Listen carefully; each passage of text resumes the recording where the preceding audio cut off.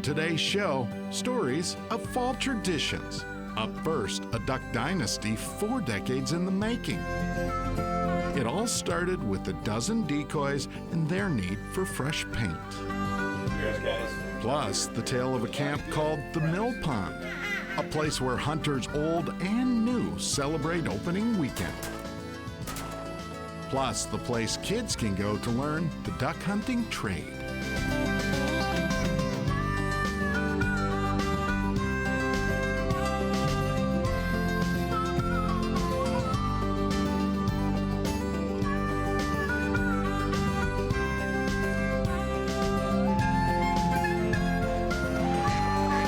Minnesota Bound, presented by Connecticut Water Treatment Systems.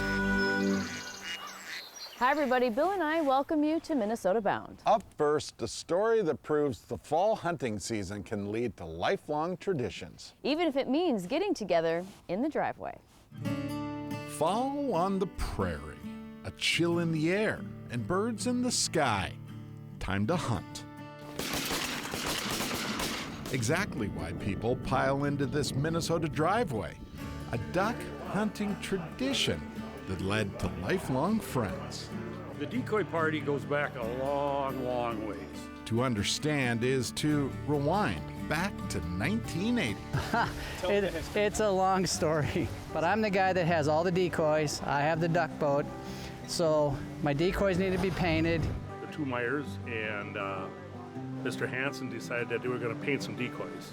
The old ones, the paint just didn't stick to them. We had to paint them every 3 or 4 years. We got together in Larry's garage in Crystal.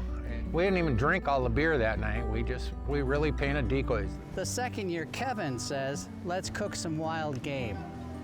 Hey, nice. All right, let's do that. Which brings us back to Larry Hanson's driveway and all these people and all this food.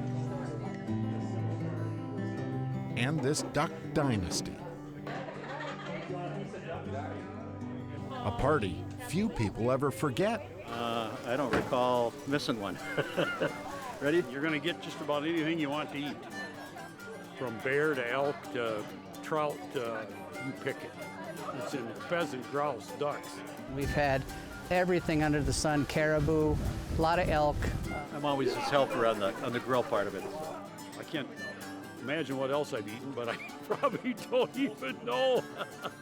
These days, no more decoy painting, just food and drink. But the party keeps going, and that might be the point. Today is 41 years, so yeah, it's really, for me, it's really cool. And Dave, I'm sure he'll say the same thing. My oldest daughter, when she was 6, she would decorate up their faces with camel paint. Well, those kids now are married and bringing their kids to this, so that's what's really fun about it. And of course, the party rules. Specifically, don't show unless you wear camel. That's part of the rules, yeah. I mean, you got to have some kind of rules, right? Nobody's going to kick you out if you don't. We couldn't believe what this has become. It's been humbling, but it's been great. The hunting changed too. I can remember when it was more important to go out and shoot 2 boxes of shells than anything else, and now it's just the getting together and being with friends and family and doing what we all love. It doesn't necessarily depend upon how many shells you shoot or how many ducks you get. It's just about being together and enjoying the outdoors. 4 decades. But these people and their passion never changed. Except for the rules, maybe, on painting decoys. We don't paint them anymore. We sell the old ones and buy new ones. Hey everybody, thank you all for coming. I mean, it's 41 years. It brings me to tears to see everybody. It makes me happy, makes Dave happy. Anyway, thank you all. We couldn't have done it without you. And that's what it's all about, right?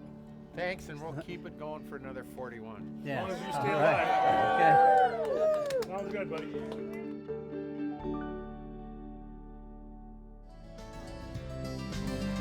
Coming up, we head to camp for the opener.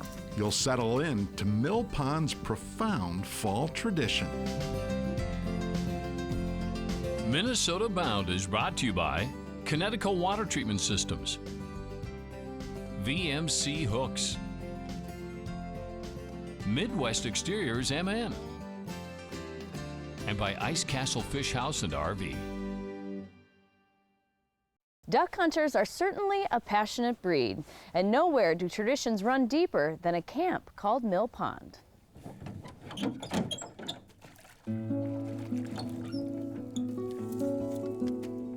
With the sun out and the water and the blue sky, it's just a beautiful spot. It is in human nature to just feel comfortable here. It's somewhat of a, like coming home, This is where you belong. So it has that sort of a feeling for me. Learned a lot more here than I did at school when I was younger. It means everything to me. This camp is special for many reasons. I mean, one, look at the background here and how quiet it is. It's a great spot to come to for duck hunting. It's a spot, and you can also, as you can see, we do some deer hunting here. Most importantly, it's a spot for people. The Mill Pond story starts with a group of duck hunters. Back in the 1950s, members purchased hunting rights to the property. After that, they got right to work. The cabin was put up, and I think it was in the late 50s. I've been coming with my grandfather since I was 9, and now I've been fortunate enough to bring my son too, and it's a family thing for sure, something you never forget.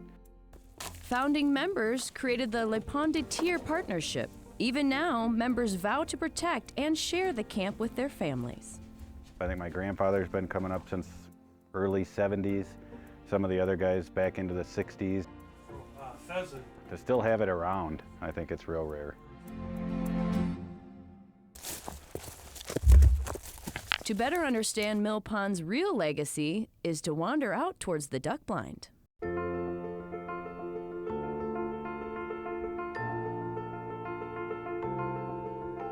When my father was dying, he told me,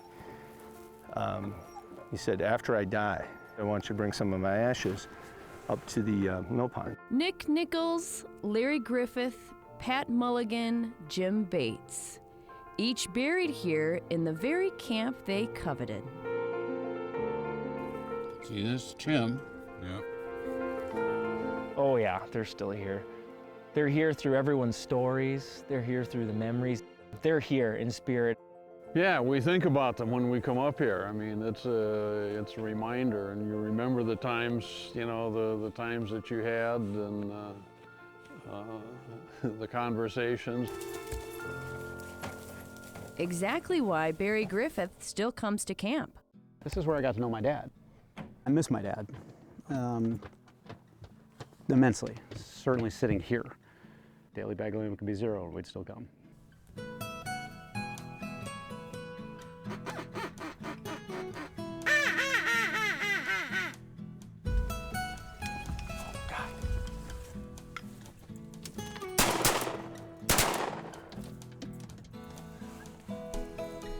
Glenn Morrison holds Mill Pond's highest honor, senior member at 91 years old. Here's a picture us in '79. Yep. We got a lot of birds, and I'm a young man. Good fellowship and good hunting, and I tried to teach everybody how to call ducks. Glenn's current roles and responsibilities? Guiding his great-grandson. Grandpa's really the one that got me into it when I was young, and it has become a lifestyle for me. Cheers, guys. Cheers, cheers. To a lot of good friends, good memories, and some hunting. Exactly what these guys dreamed up long ago. A duck camp where eternal outdoor traditions never end. My hope for the camp is to continue this passing on the membership. Oh yeah, I have already decided I will be having a rock over there.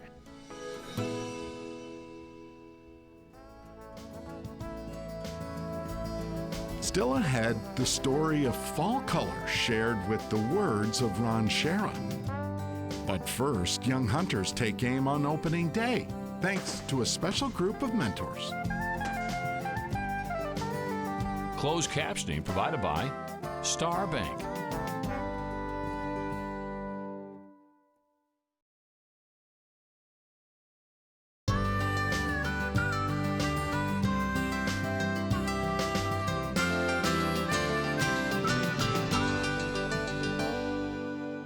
Sometimes a lack of opportunity can keep a kid from getting outdoors, but Travis Frank discovered one camp trying to change that quandary.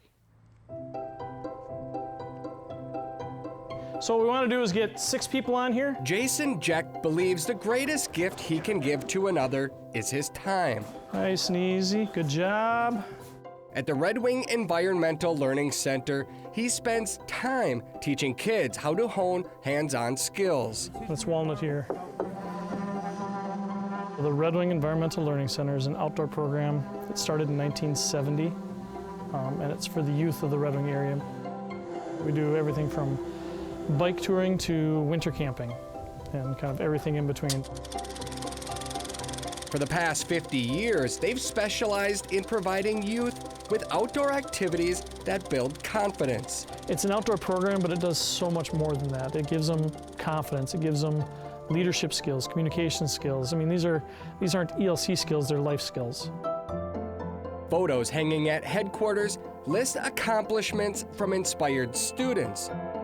A list of kids now several thousand strong that includes Jason. Yeah, make sure you wear old clothes. A former student turned program director. I've been here since I've been 12 years old, and I just believe very strongly that it's important that kids get out into the woods and that they learn to appreciate these things. Exactly why Red Wing ELC provides a variety of outdoor expeditions. On the eve of Minnesota's youth waterfowl hunt, an eager group of kids and mentors make their way to a secluded Mississippi River camp.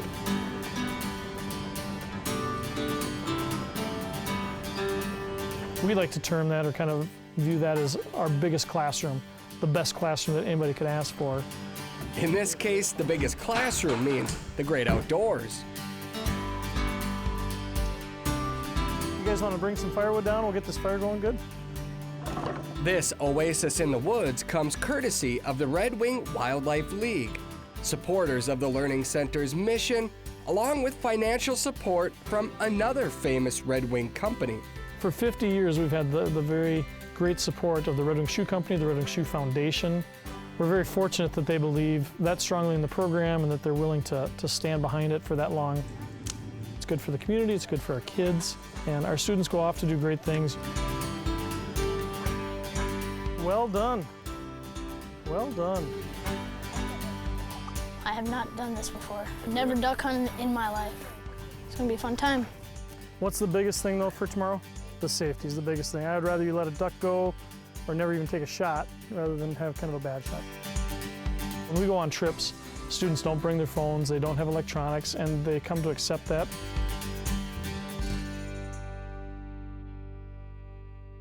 They also accept waking up before sunrise. On backwaters of the mighty Mississippi, distant shots signal a monumentous moment in time. The start of their first opening day. Here we go. You ready?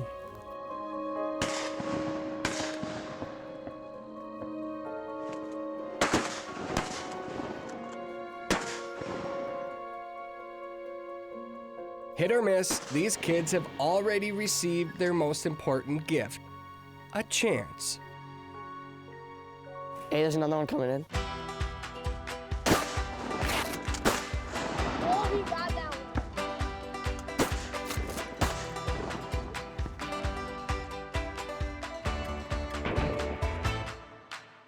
This was my first duck hunt ever in my life, so yeah, it was a pretty fun experience for the first time. A first-time experience for kids and parents alike. I've never duck hunted and got a hold of Brad, which is kind of, he's involved with this ELC, and he said, oh, we need one more volunteer. I'm like, oh, really? So here I am. To see that growth and that maturity happen is really fun to be part of with each kid. It's just exciting to see kids get it. Some programs measure their success by the number of people they can run through a program. Ours isn't that way. Ours is about the quality of the experience versus the quantity of the people we run through it. And that's been our driving force since day one. A driving force driven by time spent together, building confidence through activities in the great outdoors. Up next, some darn high-tech talk. Something to do with chlorophyll? We get to the bottom of changing fall colors. Minnesota Bound is brought to you by Radco Truck Accessories, Minnesota Historical Society, and by Totem Resorts, the premier destination for world-class fishing.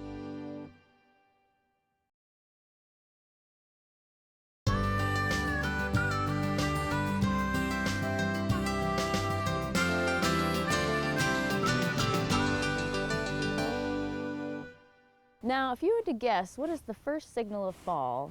What would it be? I'd probably go with the changing of the colors. Me too. Good. Guess. That's exactly why my dad, Ron Shera, decided to take a look at autumn's colorful journey from summer into winter. And now, nature brings us the glory of autumn leaves, and later, the not-so-pretty bare-naked trees. So, let's enjoy this while we can.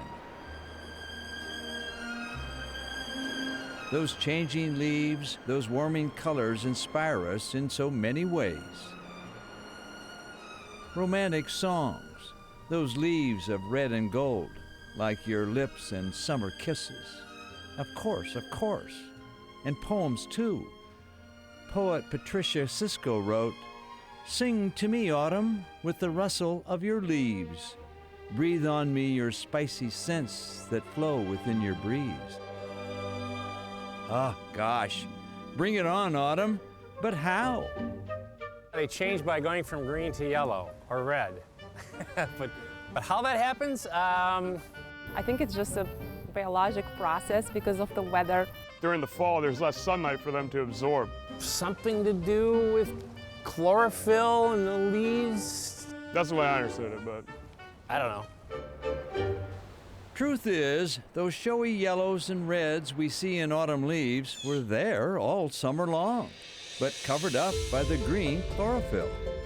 However, as the days grew shorter and cooler, the chlorophyll fades away and presto, we have fall colors. Interestingly, not all trees turn yellow or red or both. White oak leaves turn red, popple goes yellow, and other trees show off a little of each. Let's not forget that some trees keep their green the year round. That's why we call them evergreens, with one exception, the tamarack tree.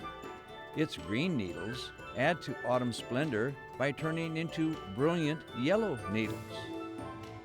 And then they fall, needles and leaves. It's over and done.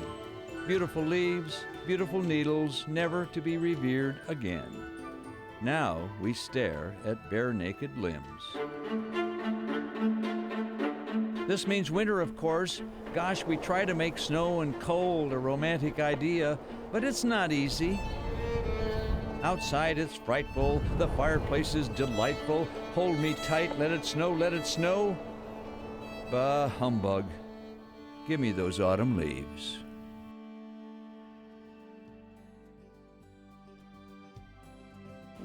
Should be happening any day now. And it's oh so beautiful. Yes. Well, that about does it for us. We'll see you back here next week. In the meantime, don't forget to introduce a kid to the great outdoors. Transportation provided by Premier Transportation. Call 1-800-899-7433. To get more Minnesota Bound, including full episodes, go to mnbound.com. And to follow our latest adventures, like us on Facebook.